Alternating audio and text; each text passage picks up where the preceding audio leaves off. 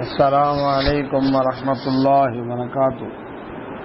سبحان اللہ بحمدہ عدد خلقہ ورضا نفسہ وزنۃ عرشہ مداد کلماتہ۔ سبحان اللہ بحمدہ سبحان اللہ العظیم۔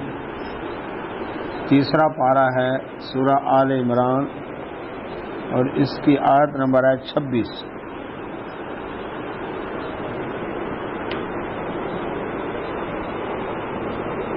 آیت نمبر 26 دعا پڑھ لیتے۔ اعوذ باللہ من الشیطان الرجیم۔ رب اشرح لی صدری ویسر لی امری واحلل عقدۃ من لسانی یفقہوا قولی رب زدنی علما رب یسر ولا تعسر وتمم بالخیر وبک نستعین۔ اللهم صل على محمد وعلى آل محمد كما صليت على إبراهيم وعلى آل إبراهيم إنك حميد مجيد۔ اللهم بارك على محمد وعلى آل محمد كما باركت على إبراهيم وعلى آل إبراهيم إنك حميد مجيد۔ أعوذ بالله من الشيطان الرجيم۔ قل اللهم مالک الملک تؤتی الملک من تشاء وتنزع الملک ممن تشاء وتعز من تشاء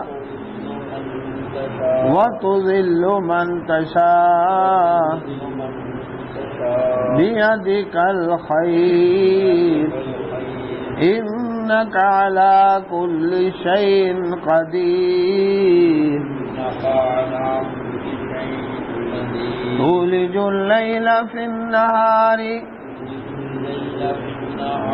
وتولج النهار في الليل وتخرج الحي من الميت وتخرج الميت من الحي وتخرج الميت من الحي وعليكم السلام وترزق من تشاء بغیر حساب۔ تیسرا پارہ سورہ آل عمران آیت نمبر 26 نکال۔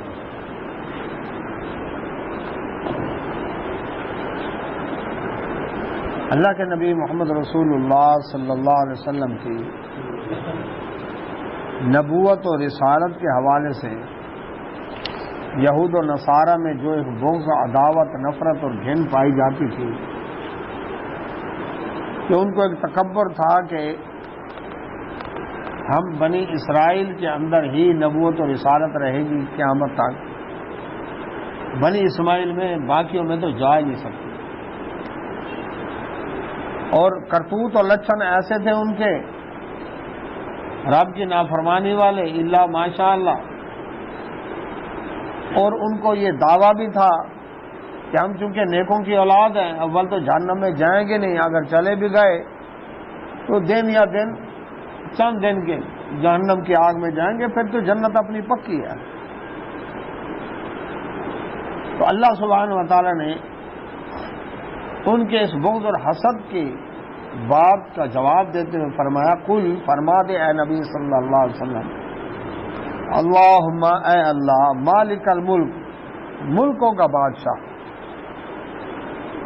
تؤتی الملک تو دیتا ہے بادشاہی من تشاء جس کو تو چاہے، وتنزع اور چھین لیتا ہے الملک بادشاہی ممن تشاء جس سے تو چاہے، وتعز اور تو عزت دیتا ہے من تشاء جس کو چاہے، وتذل اور تو ذلیل کرتا ہے من تشاء جس کو چاہے، بیدک تیرے ہی ہاتھ میں الخیر بھلائیاں، انک بے شک علی کل شیء انکا بے شک تو ہی علی کل شیء ہر چیز پر قدیر قدرت رکھنے والا ہے۔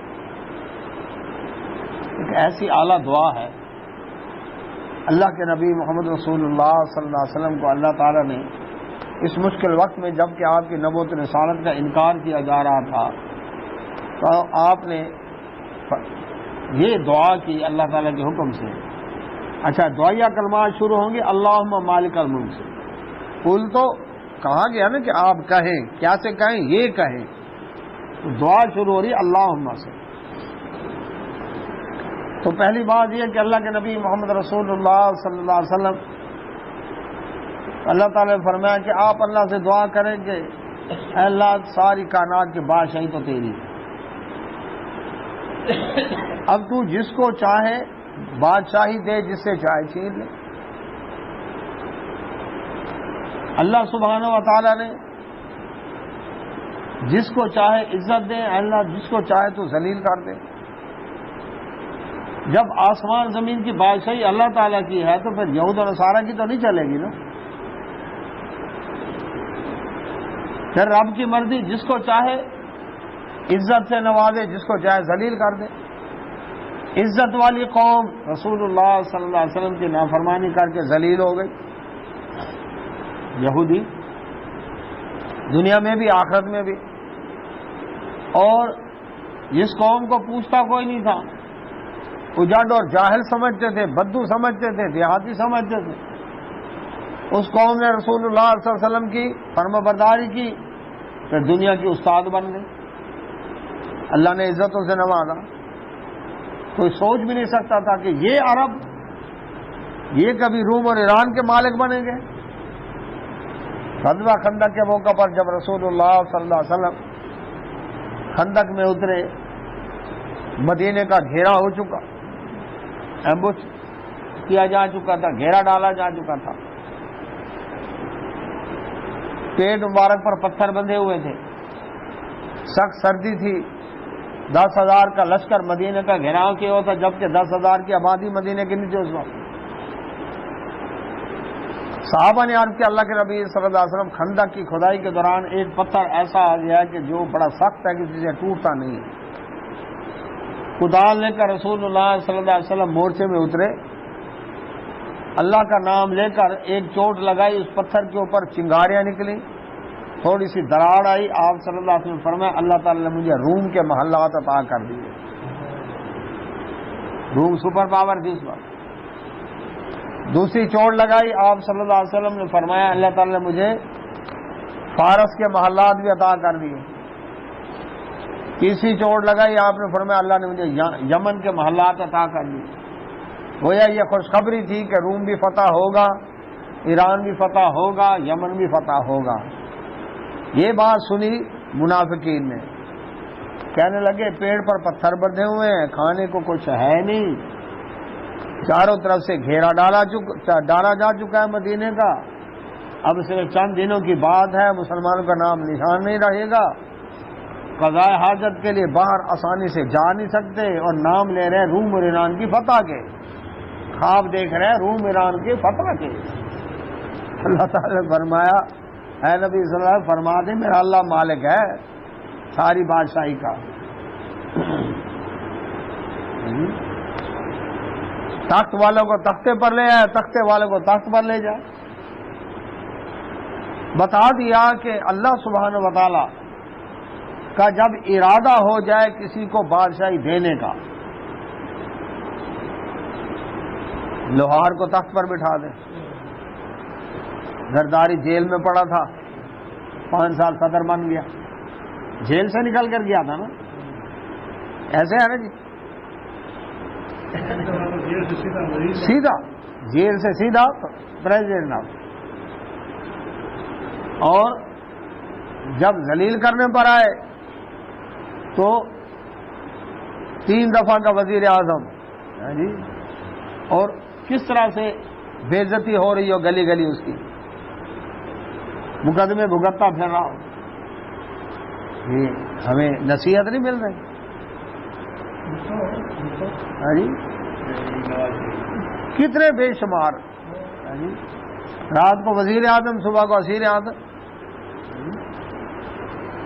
شاہ ایران صدیوں حکمرانی جس کے خاندان کی, اپنے ملک میں 2 گز قبر کے لیے زمین کا ٹکڑا نصیب نہ ہوا، مصر کے اندر پردیس میں جا کر مڑا۔ 14 ارب ڈالر کا مالک، 170 تجارتی کمپنیاں لندن میں، جس کی دنیا کے سب سے زیادہ قیمتی ترین لانچ جس کے پاس موجود تھی، زمین سے 1 کلومیٹر بلند برج الخلیفہ کا مالک، دیر نہیں لگی۔ اچھا، دنیا کے 24 با اثر آدمیوں میں سے ایک، چوتھا امیر ترین شخص، دبئی کا خلیفہ، دیر نہیں لگی، روح نکلی، یا برج الخلیفہ تھا یا کچی قبر تھی۔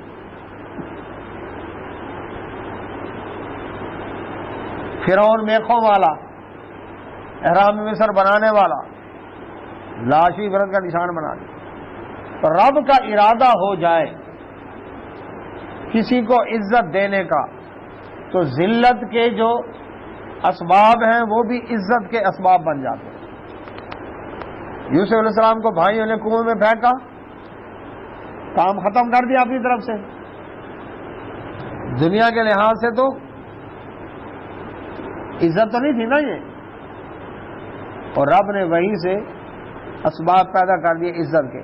مصر بکتے ہوئے پہنچے، وزیر کے گھر، جیل میں، یا جیل سے پھر سیدھا، وہ بھی تو جیل سے تخت پر گئے تھے۔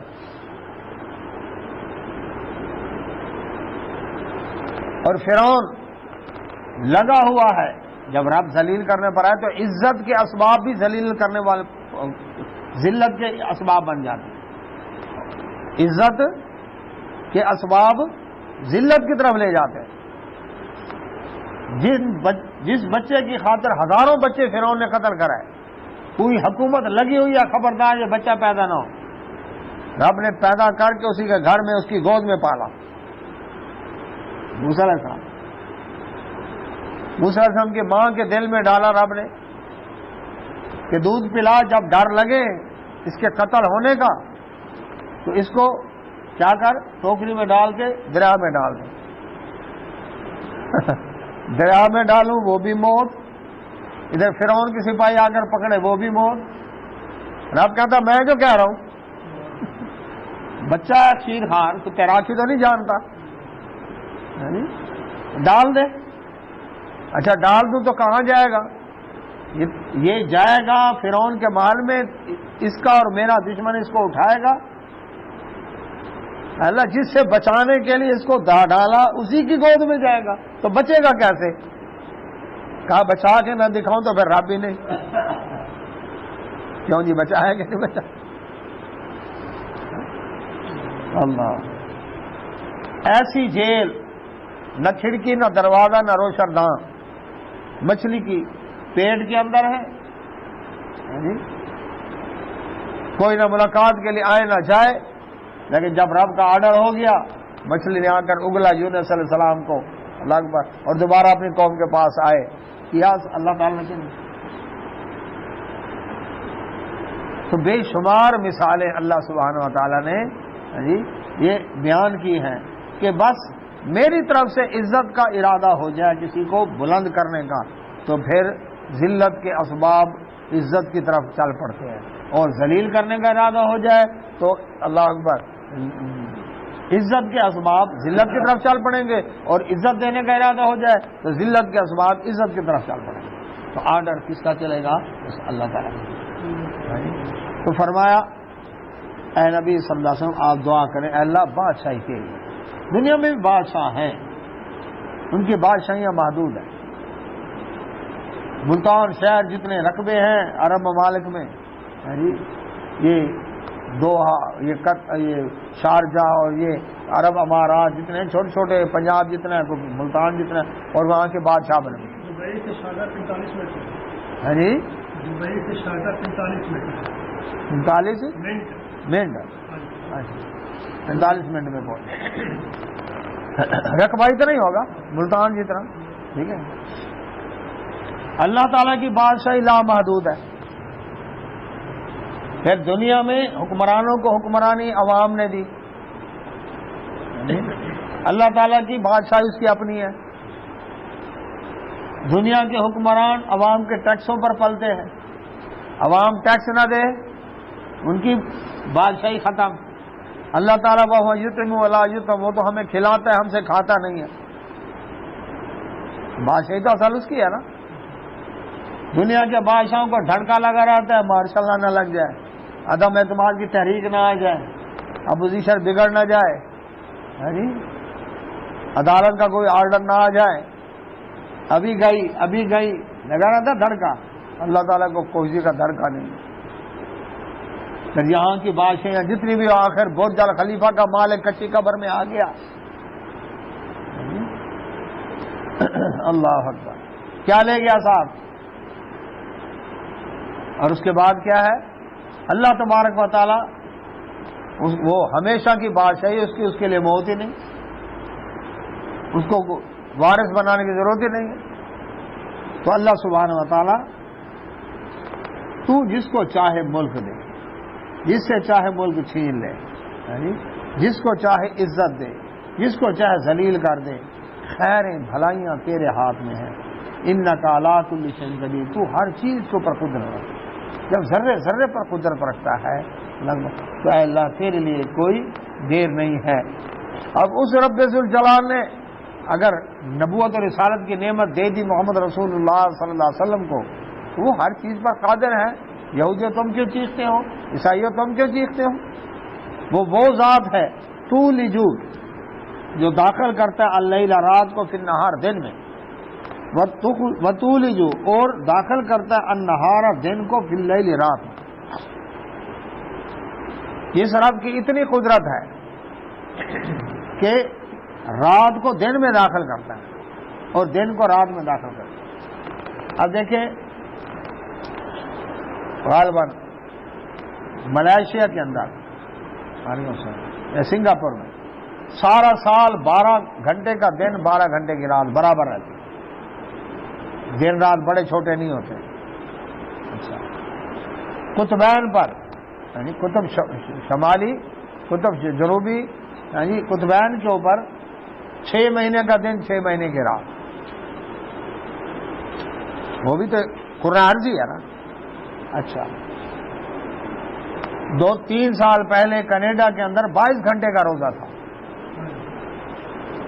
کتنا؟ 22 گھنٹے کا روزہ، 2 گھنٹے بچے سحری افطاری اکٹھی کرو پھر روزہ آ گیا۔ آدھے گھنٹے کے لیے سورج۔ اچھا،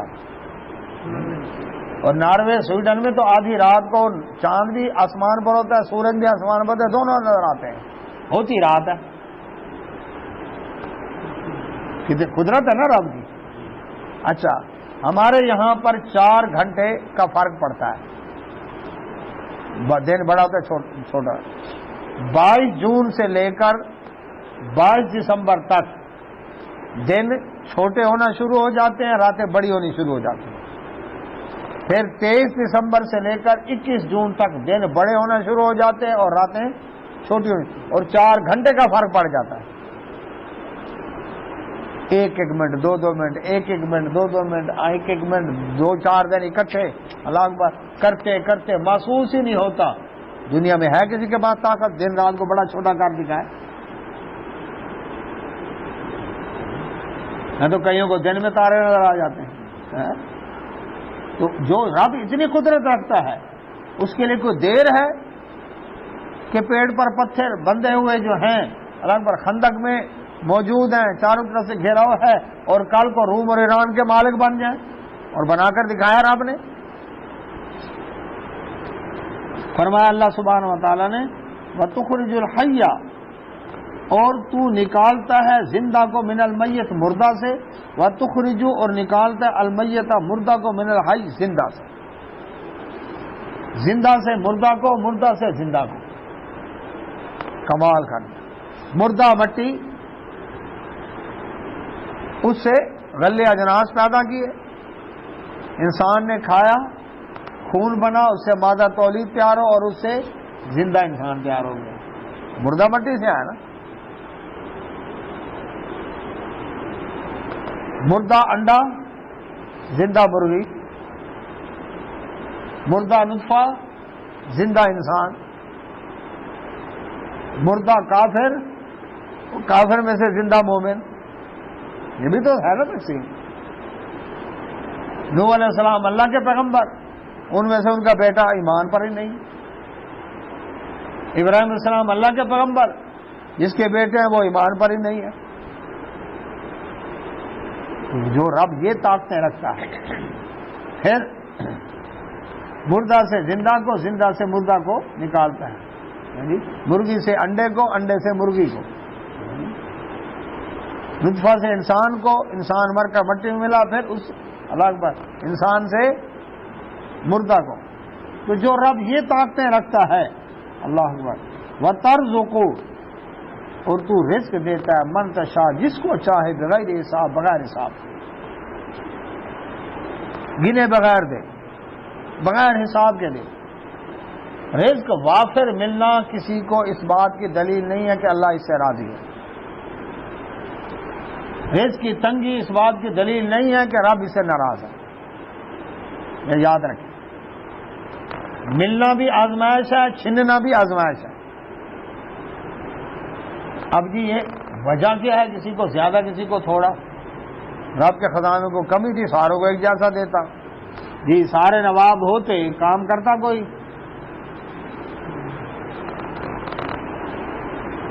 گھر میں 4 بھائی، چاروں برابر کے لیول کے، دروازے پر بیل ہوئی، ماں کہتے بیٹا جاؤ دودھ لے کر آؤ، دودھ والا آیا، وہ کہتا اس کو کہو، وہ کہتا اس کو کہو، وہ کہتا اس کو کہو، جاتا کون ہے؟ وہ فضل رمزو غریب بچہ، وہ جاتا ہے دودھ لے کر آتا ہے۔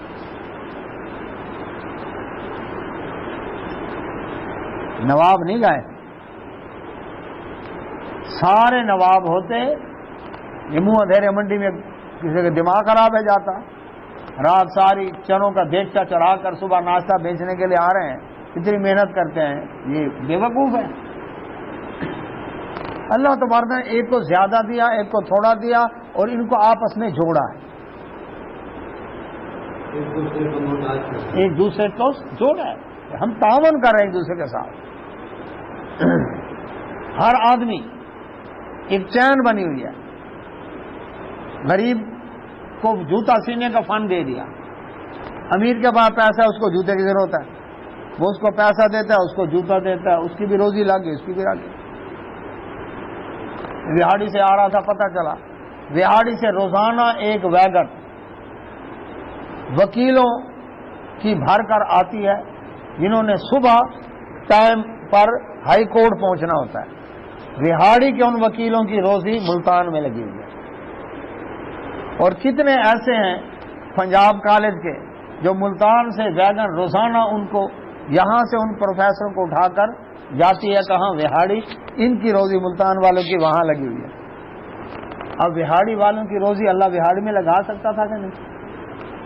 ملتان والوں کی ملتان میں لگا سکتا تھا، ان کی ملتان میں لگائی، ان کی ملتان والوں کی وہاڑی لگائی، درمیان میں ویگن والوں کی روزی لگا دی، روزی مل گئی نا۔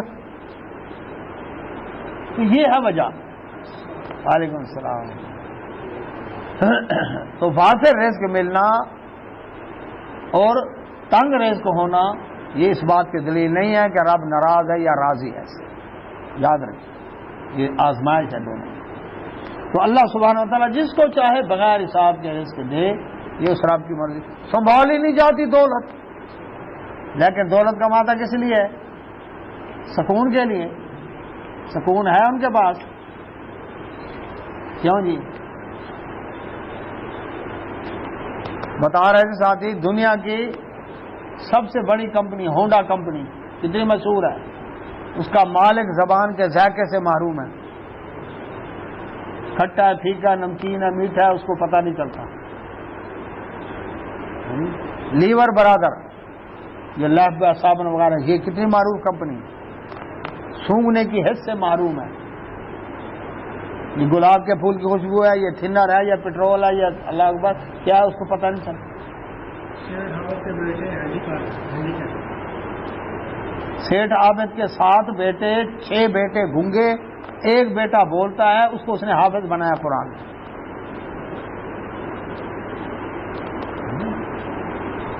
یہ جب نعمتیں چھنتی ہے نا، قدر اس وقت ہوتی ہے کہ ایک گردے کے ڈائلسس کے اوپر کتنا خرچہ آتا ہے، اور رب نے بغیر بل کے کتنے سال تک فلٹریشن کرتا رہا۔ جب بلڈ پریشر ہائی ہوتا ہے، جب لو ہوتا ہے، لیور پر لانے کے لیے کتنے خرچے کرنے پڑتے ہیں بیچارے، ہر وقت اللہ ان کو صحت عطا فرمائے، اللہ ہمیں عافیت میں رکھے، ہر وقت گولی پاس رکھنی پڑتی ہے بلڈ پریشر کی۔ شوگر اپ ہو گئی، لو ہو گئی، لیول پر لانے کے لیے کتنا خرچہ، یورک ایسڈ بڑھ گیا، کم ہو گیا، لیول پر لانے کے لیے کتنا خرچہ، نظر کا مسئلہ بن گیا، این کے لو بنواؤ، سنبھالو، اللہ پھر اب نمبر میں تبدیلی آ گئی، کتنا مسئلہ، اسی طرح کان کا، اسی طرح ایک ایک نعمت۔ تو اللہ سبحانہ و تعالی، اللہ اکبر، جس کو چاہے، اللہ اکبر۔ اچھا، اب دولت کماتے کماتے کماتے صحت برباد کر بیٹھے، اب صحت واپس لاتے لاتے دولت لگ گئی، حساب تو زیرو ہو گیا، کیوں جی؟ اور دولت کس نے کمائی تھی؟ ایش کریں گے، اور صحت برباد کر بیٹھے۔ اب وہ صحت کو واپس لانے کے لیے فلاں ٹیسٹ، فلاں دوائی، فلاں ڈاکٹر، فلاں آپریشن، فلاں یہ 16 لاکھ کے گوڑے لگوا کر آئے یہ، اتحیات نہیں بیٹھ سکتے، رب نے مفت میں دیے، قدر نہیں کرتے ہم۔ منہ میں جو لعاب پیدا ہوتا ہے، یہ بتا رہے تھے، ایک آدمی 12,000 روپے کی دوائی روز کھاتا ہے تو منہ میں تھوک پیدا ہوتی ہے، تب جا کر خوراک نیچے اترتی ہے۔ جب حلق خشک ہو کوئی چیز نیچے اترتی ہے، یہ تھوک بھی نعمت ہے۔ رمضان میں افطاری کے وقت کس طرح گلا خشک ہوتا ہے، کوئی چیز نگلی جاتی ہے، کتنی نعمتیں ہیں۔ اللہ اکبر۔ تو فرمایا یہ بڑی بہترین دعا ہے، اللہم مالک الملک تؤتی الملک من تشاء وتنزع الملک ممن تشاء وتعز من تشاء وتذل من تشاء بیدک الخیر انک علی کل شیء قدیر تولج اللیل فی النہار وتولج النہار فی اللیل وتخرج الحی من المیت وتخرج المیت من الحی وترزق من تشاء بغیر حساب۔ اب وہ رب جو اتنی طاقتوں کا مالک ہے، اتنی قدرتوں کا مالک ہے، ایمان والو لا یتخذ، نہ بناؤ، المؤمنون، مومنوں کو، الکافرین، نہ بنائے مومن، الکافرین، کافروں کو، اولیاء، دوست، من دون المؤمنین، مومنوں کو چھوڑ کر۔ جو اللہ کو ماننے والے ہیں، جتنی طاقتوں کا مالک ہے، ایمان والو تم اس رب کے ماننے والوں کو چھوڑ کر وہ رب کی نافرمانی کرنے والوں کو دوست نہ بناؤ۔ چاہے فرد ہے مومن تو اکیلا آدمی، وہ بھی اللہ اکبر مومن کے سوا کسی سے دوستی نہ لگائے، چاہے جماعت ہے تو وہ اللہ اکبر مومنوں کی جماعت کافروں کی جماعت سے دوستی نہ لگائے، مومنوں کی جماعت سے لگائے۔ ملک ہے مسلمانوں کا، وہ مسلمان ملک سے دوستی لگائے، کافر ملکوں سے دوستی نہ لگائے۔ کیوں؟ اس لیے کہ جو رب کا دشمن ہے وہ کسر نہیں چھوڑے گا تمہیں نقصان پہنچانے کی، وہ تمہارا نقصان ہی کرے گا، اس کا جس طرح بات چلے گی اس کا نقصان پہنچاؤں۔ وَمَن يَفْعَلْ، کام اتنا حساس ہے کہ جس نے کیا ذالک، یہ کام کہ ایمان والوں کو چھوڑ کر کفر کرنے والوں سے دوستی لگائی، جس نے ایسا کام کیا، فلیسا، پس نہیں ہے، من اللہ، اللہ تبارک و تعالی، فی شیء، ذرہ برابر بھی، اللہ سبحانہ و تعالی کا ذرہ برابر بھی اس سے کوئی تعلق نہیں ہے۔ لگا لو دوستی کافروں سے، رب کے ساتھ تمہارا تعلق ختم۔ دوسری جگہ فرمایا کہ ایمان والو یہود و نصارہ کو اپنا دوست نہ بناؤ، یہ دونوں ایک دوسرے کے آپس میں دوست ہیں، تمہارے دشمن ہیں، اگر تم نے دوستی لگائی تو تم انہی میں سے ہو جاؤ۔ ہمیں پڑی ہو یا یاریاں لگانے سے، دوستی لگا لو، یہ فائدہ یہ فائدہ۔ ہاں الا، مگر ایک آپشن ہے، ان یہ کہ تتقو، تم بچاؤ اختیار کرو، منہم، ان سے، تقا، اپنے دفاع کے لیے۔ کافروں کے ملک میں رہتے ہو، تم ایمان والے ہو، اب وہ کہہ رہے ہیں ہاں جی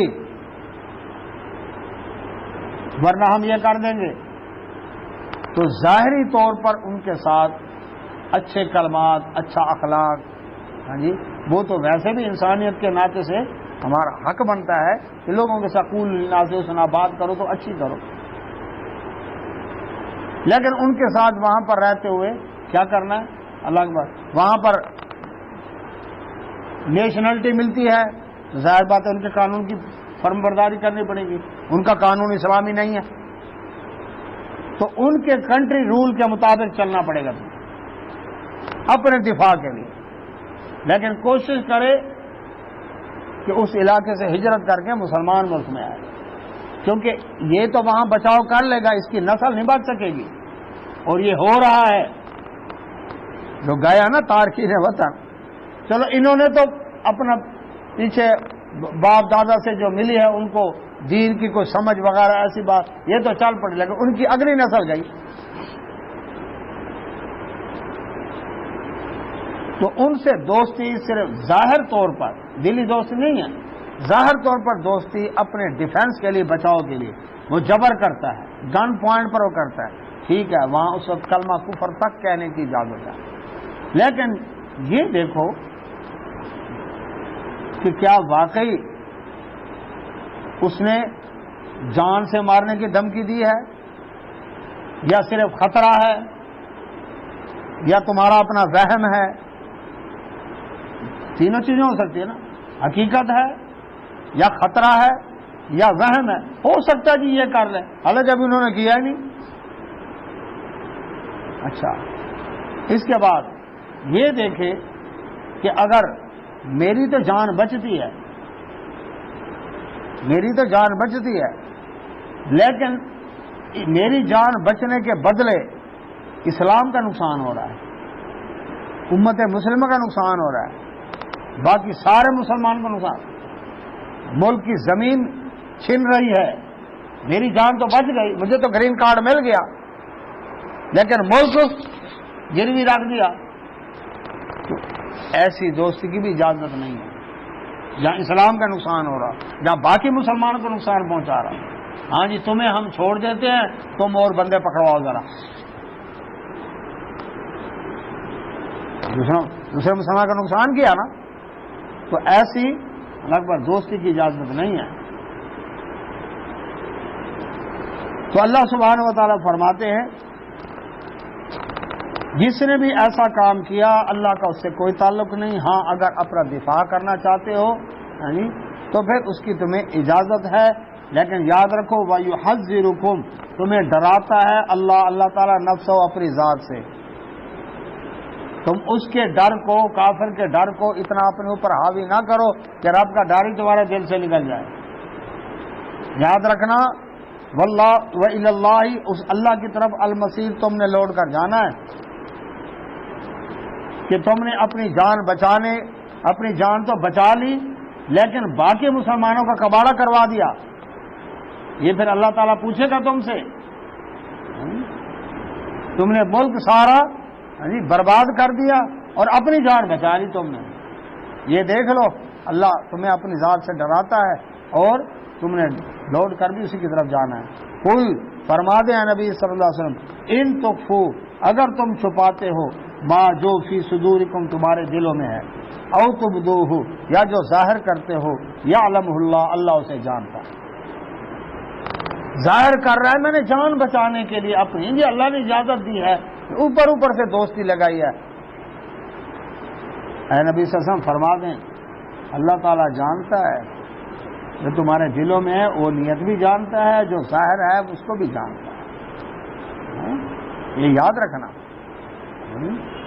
وَيَعْلَمُ، اور جانتا ہے ما جو فی السماوات آسمانوں میں، وما فی الارض جو زمین میں، جو ذات آسمان زمین کی ایک ایک ذرے سے واقف ہے، وہ تمہاری نیت نہیں جانتا، تمہارے ارادے نہیں جانتا، تم گوری چمڑی کی خاطر جا کر وہاں پر یہ کہہ رہے ہو تمہارا مقصد یہ ہے عیاشیاں کروں گا اور نام لے رہے ہو، میں تو جان بچانے کے لیے وہاں پر جا کر ان کے ساتھ یہ کیا ہے، اللہ اکبر۔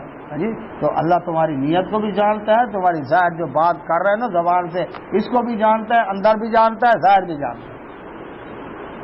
واللہ، اور اللہ تعالیٰ علی کل شیء، ہر چیز پر قدیر، قدرت رکھنے والا ہے، تو جو ذرے ذرے پر قادر ہے وہ تمہارے اس عمل کو جانتا ہے۔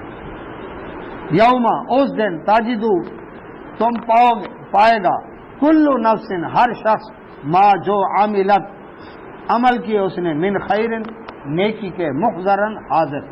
کیا مطلب ہے؟ جو ہر شخص جو اس نے کوئی نیکی کا کام کیا ہوگا اللہ تعالیٰ فرماتے ہیں وہ سامنے پا لے گا، اس کا وہ عمل اس کے سامنے ہوگا۔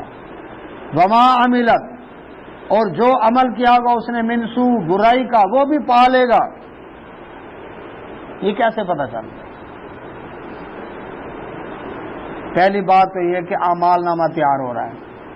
رسول اللہ صلی اللہ علیہ وسلم فرمایا صبح کی نماز کے وقت فرشتے آتے ہیں، دن کی ڈیوٹی والے، رات کی ڈیوٹی والے جا رہے ہوتے ہیں، اور عصر کے وقت دن کی شفٹ والے جا رہے ہوتے ہیں اور رات کی شفٹ والے آ رہے ہوتے ہیں، اور یہ رپورٹیں جاتی ہیں ساری اللہ تعالیٰ کے پاس۔ اور یہ بھی یاد رہے کہ دنیا کے اندر انٹیلیجنس ادارے، سی آئی ڈی والے حکمران کو اطلاع دیں تو پتہ چلتا ہے، ورنہ نہیں۔ اللہ سبحانہ و تعالیٰ فرشتوں کی سی آئی ڈی کا محتاج نہیں، وہ پہلے ہی جانتا ہے، کیونکہ اسی حدیث میں ہے کہ جب صبح کو فرشتے پہنچتے ہیں اللہ تعالیٰ کے دربار میں، اللہ تعالیٰ پوچھتے ہیں میرے بندے کس حال میں تھے، اور وہاں حدیث میں لفظ ہے جبکہ وہ خوب جانتا ہے۔ کہتے ہیں اللہ جب گئے تھے تو نماز پڑھ رہے تھے، جب آئے تھے تو عصر کی نماز پڑھ رہے تھے۔ کتنے ہوں گے کہ اللہ جب گئے تھے تو سوئے ہوئے تھے، جب آئے ہیں تو پھر شام کو اللہ آج کی شام کس کے نام، آج کی رات کس کے نام کی تیاریاں کر رہے تھے۔ جائیں گے نا رپورٹیں، تو نیکوں کے نیکیوں، بدوں کی برائیوں کی رپورٹیں جاتی ہیں۔ تو ایک تو یہ اعمال نامہ تیار ہو رہا ہے۔ دوسرا، قیامت والے دن زمین خبریں دے گی، یوم دن تحدث اخبارا بین ربک او حالا، زمین بھی رپورٹ دے گی کہ فلاں دن فلاں ٹائم اتنے بجے سے اتنے بجے اس نے یہ کیا۔ تیسرا، اللہ سبحانہ و تعالیٰ اس عمل کو کرتا ہوا دکھا دے گا، تو کوئی مکرنے کی کوشش کرے گا نا کہ اللہ یہ اعمال نامہ تیرے فرشتوں کا تیار کیا ہوا، میں نہیں مانتا، ایک اللہ وسائے، میں تھوڑا تھا دنیا میں، ہزاروں اللہ وسائے تھے، کسی اور کی فائل اٹھا کر میرے کھاتے میں ڈال دیو فرشتوں نے۔ زمین کو حکم دے گا اللہ تعالیٰ، زمین جب خبریں دے گی اللہ زمین بھی تو تیری بندی ہے، میں نہیں مانتا اس کی گواہی۔ اللہ سبحانہ و تعالیٰ فمن یعمل مثقال ذرۃ خیرا یرہ ومن یعمل مثقال ذرۃ شرا یرہ، ذرا برابر نیکی کی ہو کسی نے اللہ دکھا دے گا، ذرا برابر برائی کی اللہ دکھا دے گا، دیکھ فلاں دن فلاں ٹائم اتنے بجے تک یہ دیکھ یہ کام تو کر رہا تھا کہ نہیں۔ آج یہ بات سمجھنا بڑی آسان ہے، سیکورٹی کیمرے لگے ہوئے ہیں، سی سی فوٹیج تیار ہوتی ہے، کمپیوٹر میں ریکارڈنگ ہو رہی ہے، ٹھیک ہے۔ اپنی اس حرکت کو کرتا ہوا دیکھ لیتا ہے، اچھا اتنے بجے سے اتنے بجے تک میں نے یہ کام کیا ہے، ہے رپورٹ کے نہیں لگا ہوا کیمرہ، ہماری بھی ریکارڈنگ ہو رہی ہے۔ اچھا، تو جب ہم کر سکتے ہیں تو جو رب ہمارے دماغوں کا خالق ہے وہ نہیں کر سکتا؟ ہم کہتے ہیں نا وقت چلا گیا، وقت گزر گیا، کہاں گیا؟ وَإِلَى اللَّهِ تُرْجَعُ الْأُمُورُ وَإِلَى اللَّهِ تُصِيرُ الْأُمُورُ، سارے کام اللہ کے پاس جمع ہو گئے۔ اب دیکھیں نا 6:23 اور 27 سیکنڈ، آج سن 2022 جون کی 2 تاریخ صبح کے 6:23 اور 27 سیکنڈ، یہ لمحہ اب ہمیں قیامت تک دوبارہ نہیں ملے گا، ملے گا اگلے منٹ کا ہوگا سیکنڈ، اگلے گھنٹے کا ہوگا سیکنڈ، یہ گیا کہاں گیا؟ اللہ کے پاس۔ اب یہ ٹائم اس قرآن پر گزرا کہ نہیں گزرا؟ 6:23 27 سیکنڈ پر مسجد میں کتنے تھے؟ سڑک پر کتنے تھے، بازاروں میں کتنے تھے، سوئے ہوئے کتنے تھے، نیکی میں کتنے تھے، برائی میں کتنے تھے، ساری کی رپورٹ گئی اللہ کی۔ قیامت والا دن آ گیا، اللہ نہیں مانتا میں فرشتوں کے رجسٹر، نہیں مانتا زمین کی گواہی۔ اچھا، سن 2022 جون کی 2 تاریخ جمعرات کا دن صبح کے 6:23 پر یہ دیکھ کیا کر رہا تھا؟ ہاں؟ اللہ، اب ہو سکتا ہے کوئی کہے ویڈیو مکسنگ کا کمال ہے، سر کسی کا دھڑ کسی کا، دنیا میں فیک ویڈیو بن جاتی تھی، اللہ میں نہیں مانتا۔ سورہ یاسین میں اللہ تعالیٰ نے فرمایا الیوم نختم علی افواہہم وتکلمنا ایدیہم وتشہد ارجلہم بما کانوا یکسبون، کہ زبان پر مہر لگا دے گا اللہ تعالیٰ، ہاتھ بولیں گے، پیر بولیں گے، دوسری جگہ اعضاء بولیں گے، آنکھ کان ناک ایک ایک عضو بول رہا ہے، چمڑا بولے گا۔ اب یہ اپنے آپ اللہ تعالیٰ اس کا زبان کھول دیں گے، یہ اپنے آپ سے کہے گا تم کیسے بول پڑے؟ قالوا انطقنا اللہ، یہ کہیں گے ہمیں اللہ نے بلوایا۔ گوشت کی بوٹی زبان سے بلوا رہا ہے کہ نہیں بلوا رہا؟ کیوں جی؟ جو رب گوشت کی بوٹی سے بلوا سکتا ہے تو آزاد سے نہیں بلوا سکتا؟ بولیں گے نیک اللہ۔ تو اس وقت پھر اپنے اوپر افسوس کرے گا۔ تو اس دن فرمایا اللہ سبحانہ و تعالیٰ نے اچھا ابھی فنگر پرنٹ باقی ہے، ہر بندے کے فنگر پرنٹ الگ ہیں، ڈی این اے ہر بندے کا الگ ہے، تو ویڈیو تیار ہو رہی ہے، جی فنگر پرنٹ لگ رہا ہے، اب جی اس کو ہاتھ لگایا نا، اب نشان آ گیا نا اس پر، اس کو ہاتھ لگایا، اس کو ہاتھ لگایا، یہ فنگر پرنٹ آ رہے ہیں اس کے اوپر، اور ایک کے فنگر پرنٹ دوسرے سے نہیں ملتے، تو مکرنے کی گنجائش نہیں ہے۔